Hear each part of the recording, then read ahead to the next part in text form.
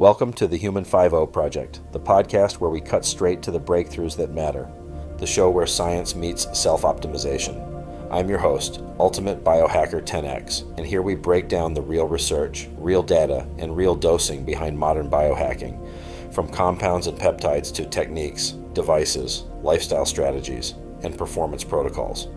Most people jump in and jump out before they get the gold, so we're keeping it tight and delivering the essential insights you need without the fluff. If you've taken the time to hit play, we'll make sure you walk away with valuable knowledge that can transform your approach to longevity, health optimization, and beyond.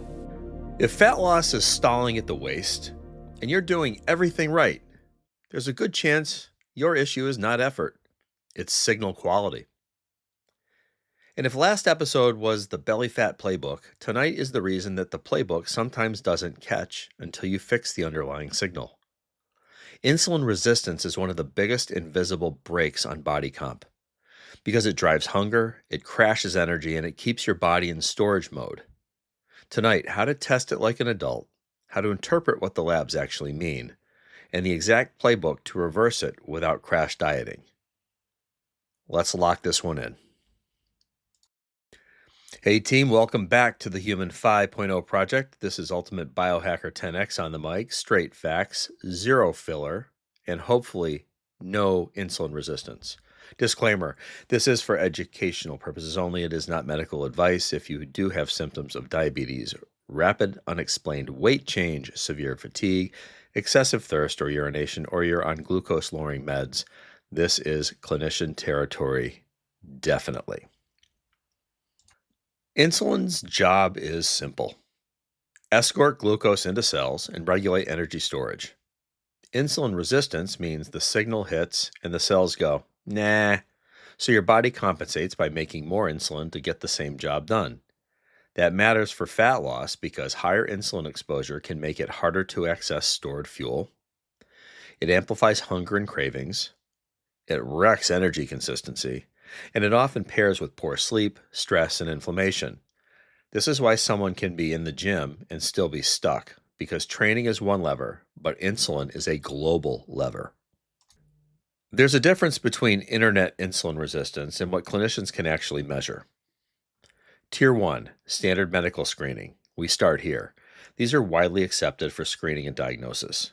A1C, fasting plasma glucose, 2-hour oral glucose tolerance test.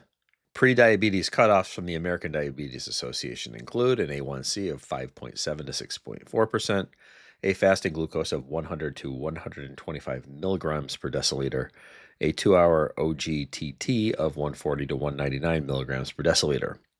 Important reality check here. These don't always catch early insulin resistance. You can have a normal glucose but still be running high insulin to keep it normal.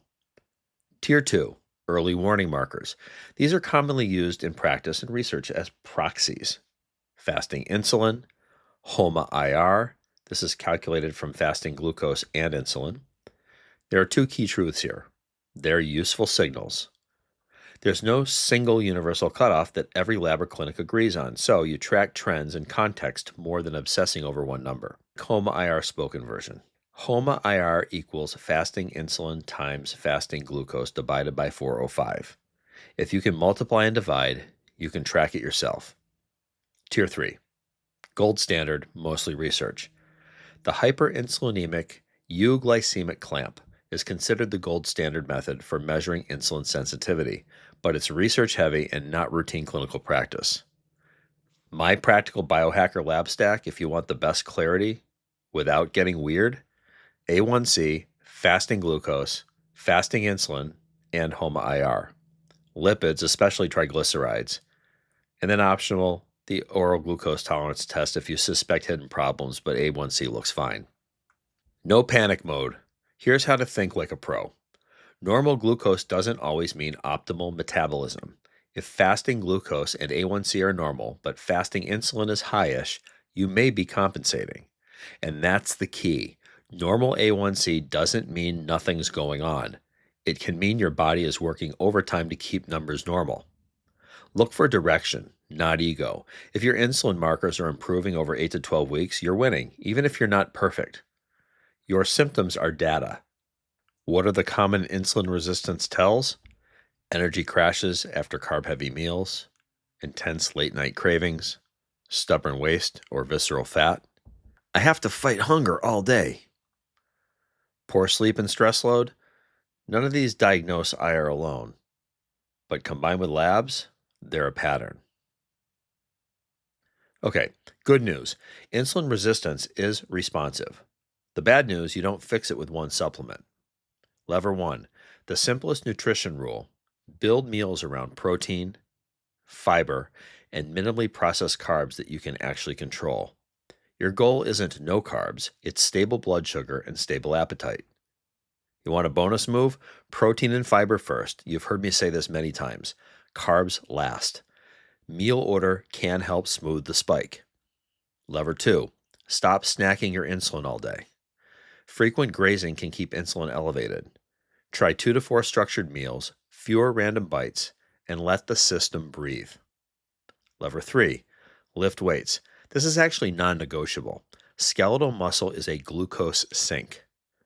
More muscle and better muscle signaling equals better insulin sensitivity. The next trick, add conditioning that you can recover from. Both high-intensity interval training and moderate training can improve insulin sensitivity. Short-term interventions show meaningful improvements in OGTT-derived insulin sensitivity and reductions in fasting insulin HOMA-IR, with HIIT and moderate continuous training sometimes showing similar improvements, so choose the one you'll do consistently. My template? I lift 3 to 4 times a week. I do add HIIT sessions at least twice a week. I try to shoot for 3 to 5. And I do some Zone 2 sessions a few times a week as well. Keep your daily steps up, and that will definitely push you in the right direction. Next up, sleep. Sleep is insulin therapy. If sleep is short and fragmented, appetite and glucose control take a hit. If you want the waist to move, you need 7 to 9 hours and a consistent wake time. Here it comes, alcohol. This is the silent saboteur. And we know that it's a social lubricant and it seems like everybody's going out and having a cocktail, et cetera, et cetera. But the reality is that alcohol is not your friend in any way, shape, or form. Even if your macros are perfect Monday through Friday, weekends can undo insulin progress and fat loss through appetite, sleep, and a total intake drift. All right, enough said about that. How about supplements? Let's keep this one clean and honest. Some people use tools like Berberine, magnesium, or fiber add-ons, but these are support. They're not the engine. If you're not nailing sleep, steps, protein, and training, supplements are protocol cosplay. So what about the medication lane? If A1C or glucose is drifting, or you have true pre-diabetes, diabetes risk, medications like metformin or even the GLP-1 class drugs are clinician-guided tools. The point is, don't self-experiment with pharmaceuticals. Use data and medical supervision. If you want a clean experiment, here it is, 30 days. Protein-forward meals and fiber daily. No grazing. Lift 3 to 4 times a week. Condition 2 to 4 times a week. HIIT or Zone 2. Keep a floor on your steps every day, which means if you're setting it at 6,000, you hit 6,000 or more. Sleep 7 to 9 hours. Stop the alcohol. And retest what matters: fasting glucose, fasting insulin, HOMA-IR trend, waist measurement, etc. And if you want A1C, remember, it's a longer timeline marker. Red blood cells stick around for 90 days. Hemoglobin, therefore, sticks around for 90 days.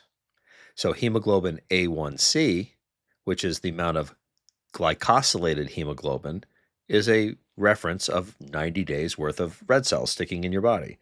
So it's not an acute measure like a blood sugar measurement would be, but it gives you a trend. Bottom line, insulin resistance isn't a life sentence. It's a signal problem. Fix the signals and fat loss stops being a knife fight. At some point, we're going to circle back to visceral fat versus subcutaneous fat, how to differentiate the two, and how to target each. For now, smash subscribe, stay sharp, stay skeptical, and stay insulin sensitive. This is Ultimate Biohacker 10X, and I'm going to go rest because I need my 7 to 9. Thanks for listening to the Human 5.0 Project. If you found value in today's episode, share it with someone who's ready to elevate their biology. Make sure to follow the show for weekly deep dives into peptides, protocols, devices, lifestyle strategies, and the science of high-performance longevity. Until next time, stay curious, stay optimized, and stay 10x.